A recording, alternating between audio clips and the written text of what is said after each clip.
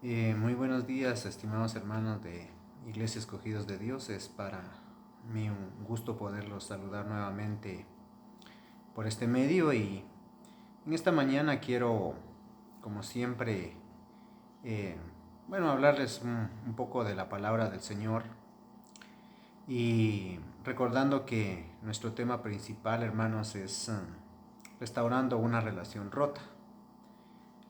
Durante estos últimos domingos hemos visto 4 pasos importantes y queremos continuar con los últimos 3 el día de hoy.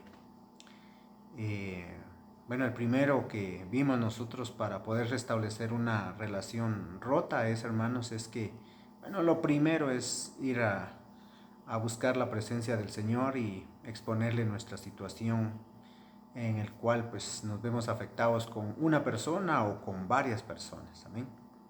Eso es lo más importante, ir con el Señor y contarle y empezar a orar para buscar una solución.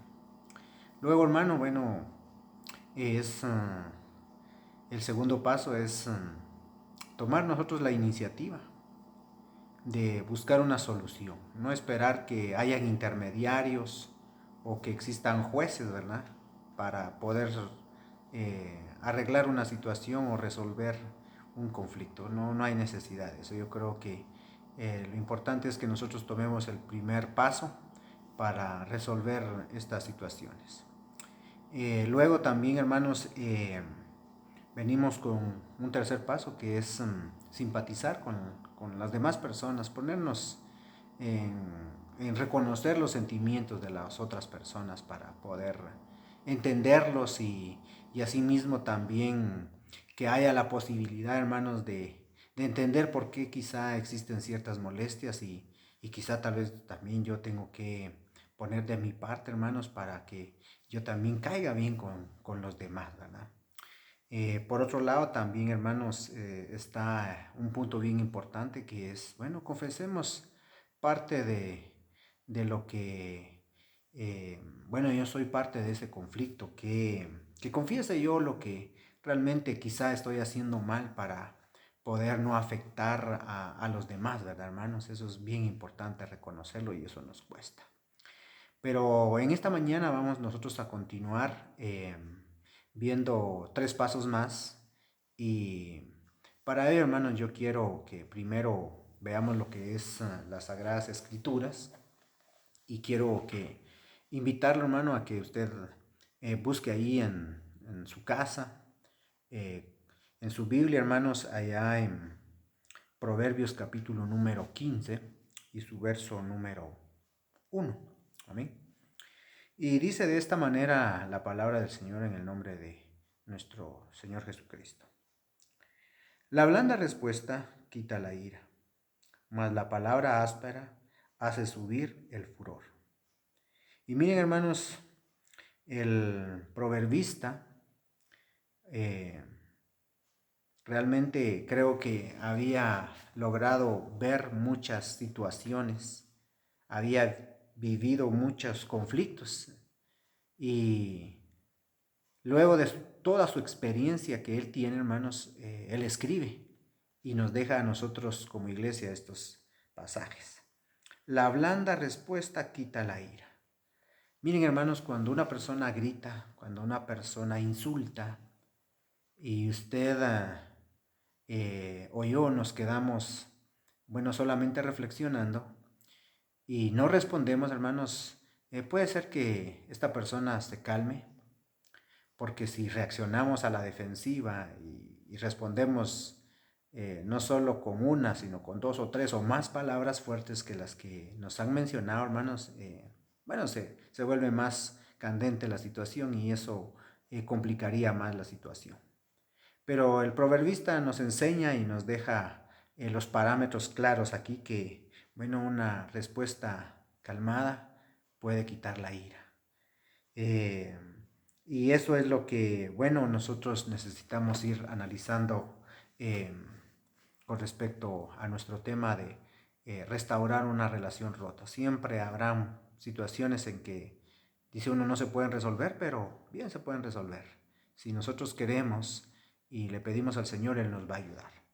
En esta mañana vamos a ver también, hermanos, otro punto muy importante y es que, bueno, el quinto paso es, bueno, ataque usted al problema, no a la persona, ¿sí? Muchas veces nos vamos nosotros con todo el peso, hermanos, sobre la persona. Puede ser una mujer, puede ser un varón, o puede ser un niño, puede ser un vecino.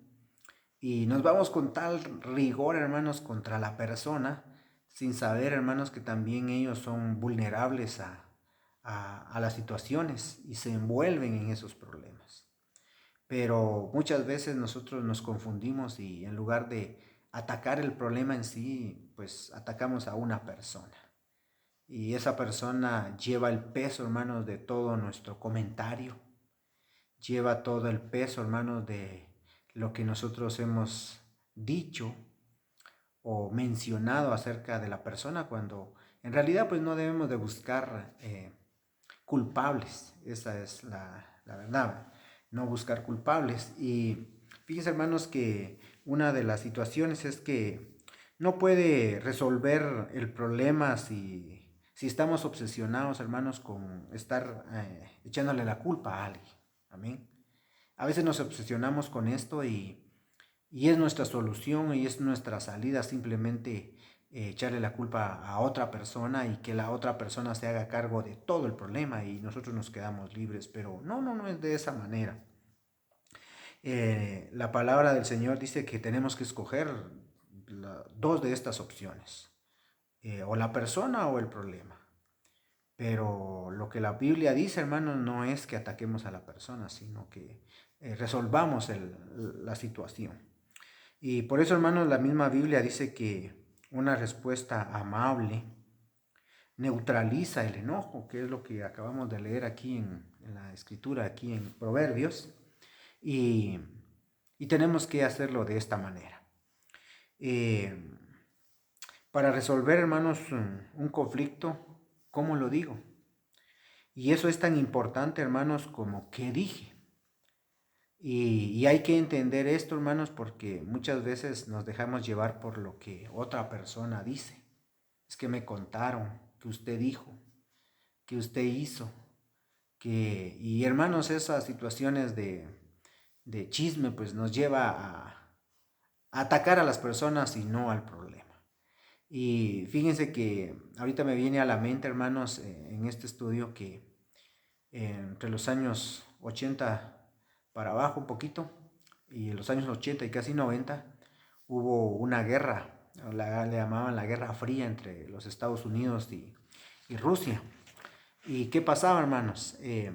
Cada uno de estos dos países potencias en cuestiones de armamento, lo que hacía era que cada vez se armaban de una mejor manera y no les importaba, hermanos, hacerle daño a ellos o al contrincante en este caso. Y sin pensar, hermanos, quién estaba a la par o quién estaba atrás o a los lados, no les importaba el daño colateral. Ellos lo que querían era superar a su enemigo, atacar al enemigo. Pero ¿sabe qué decidieron ellos en un consenso o en una negociación? Fue que se empezaron a dar cuenta que bueno, sus armas de destrucción masiva no solamente los iba a destruir al enemigo, sino que a los vecinos, a ellos mismos. Y empezaron a ponerse en acuerdo que, bueno, las bombas nucleares, las armas químicas, mejor las empezaron a eliminar. Se empezaron a dar cuenta que era a tal grado el daño que, que no había forma, hermanos, de que al final pues ninguno de los dos países sobreviviera. Y no solo ellos, sino que se iban a llevar en cuenta a muchos países que están cercanos a su territorio. Entonces, hermanos, nos damos cuenta que también nosotros muchas veces tenemos, como cristianos, la palabra nos confronta, fíjense, hermanos, a que eliminemos nosotros estas armas de destrucción masiva. Y bueno, ¿cuál podría ser una de esas para nosotros? No es un arma, sino que, hermanos, muchas veces el acusar a otra persona, el menospreciarla o el compararla con algo de menos, eh, usar nombres ofensivos también. Bueno, nosotros aquí le llamamos apodos, ¿sí? Eh, Resulta tan dañino, hermanos, y hay que empezar nosotros a eliminar eso. Otro es el insulto. Bueno, este tipo yo creo que no cabe en nuestra área espiritual, porque no llegamos a ese punto de insultar. También hablar con descendientemente también, o sea, hacerlos de menos, ya sea por su tamaño, por su color, por su estudio, por su estado económico. No es así. El apóstol Pablo, hermanos, dice que no usemos palabras dañinas, sino que al contrario, hermanos, que usemos palabras que edifiquen a las demás personas. Así que entonces, hermanos, este es un punto muy importante de no atacar a las personas, sino al problema en sí. Y bueno, luego viene otro paso importante y es, hermanos, que, bueno, nosotros tenemos que cooperar en lo más que nosotros podamos para alcanzar la paz. Y aquí, hermanos, hay un pasaje de la palabra del Señor que quiero compartir con ustedes y que el Señor lo hablaba allá en el Sermón del Monte, allá en Mateo, el Evangelio de Mateo, capítulo 5 y verso 9 dice: bienaventurados los pacificadores, porque ellos serán llamados hijos de Dios. Y miren, hermanos, ¿cómo es esto de que quiere usted ser llamado hijo de Dios? Los escogidos de Dios, imagínese el nombre que la iglesia lleva a donde nosotros pertenecemos, los escogidos de Dios. Bueno, entonces, hermanos, si somos escogidos de Dios, cooperemos, hermanos, para, bueno, solucionar la situación. Coopere en lo más que usted pueda, ¿sí? No le estamos pidiendo que lo haga todo, pero coopere en lo que usted, en lo que la palabra le demanda. Hagan todo lo posible, dice, de su parte para vivir en paz con todos. No dice solo con unos, no dice solo con los que más me llevo, no, con todos. La paz siempre tiene un precio, hermanos, y cuesta, y por eso ahí lo dice la Escritura, los pacificadores. A veces nos cuesta, hermanos, en nuestro orgullo, frecuentemente nos cuesta en nuestro egocentrismo, hermanos, eh, poder hacer esto de cooperar. Por el bien, hermanos, de la comunión, vea pues lo que dice. Por el bien de la comunión, haga lo mejor que pueda para llegar a un arreglo, ajustarse a otros y mostrar preferencia por las necesidades del otro. ¿Sí? Eso es algo que la palabra nos demanda, no es algo que se invente hoy. Eso viene de 2000 años atrás que el Señor lo dejó ahí escrito. Bueno, hermanos, también hay un paso también, quizá el último, y es que, bueno, tenemos que enfatizarnos, hermanos, en la reconciliación y no en la resolución. Dice, tenemos que ser realistas, hermanos, de que no esperar que todos estén de acuerdo en que se resolvió el problema y todos de acuerdo y que no pasa nada. ¿No? Bien, van a quedar ahí algunas dudas, van a quedar algunas asperezas. Pero hermanos, la reconciliación lo enfoca en la relación mientras que la resolución se enfoca en el problema. Cuando nos enfocamos en la reconciliación, hermanos, eso es más importante porque entonces el problema pierde su importancia y muchas veces, bueno, se vuelve irrelevante. ¿Qué quiere decir esto? Miren, hermanos, cuando nosotros resolvemos pensamos más en la reconciliación que resolver el problema se puede minimizar y se quita, pero cuando hay cooperación, no solo de usted, sino que también mío, yo que soy parte del problema, también tengo que entender esto. Entonces, hermanos, podemos nosotros restablecer una relación aun cuando somos incapaces de resolver nuestras diferencias. Muchas veces los cristianos tienden a tener desacuerdos legítimos y verdaderos y opiniones diferentes, pero podemos tener diferentes puntos de vista sin ser pleitistas. Y eso es algo muy importante. No hay que ser pleitista, no hay que agrandar las cosas, sino que hay que minimizarlas y eliminarlas. Bueno, la expectación, hermanos, que Dios quiere es que haya unidad, no uniformidad. No necesitamos ser todos iguales, sino que exista unidad.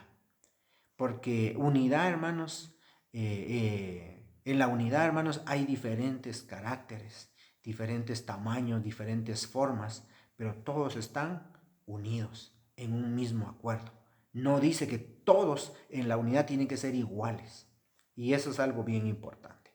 Entonces, hermanos, esa es la expectativa de Dios para los escogidos de Dios, para que seamos nosotros gente de bien. Así que hermanos, entonces, como resultado de todo esto, hermanos, de estos 7 pasos, bueno, no nos queda más que la aplicación, ¿verdad? Buscar la solución y dar los pasos importantes, hermanos, de con quién tengo yo un conflicto. Eh, Tengo que resolverlo de alguna manera y el Señor no lo demanda. Así que hermanos, en esta preciosa mañana que el Señor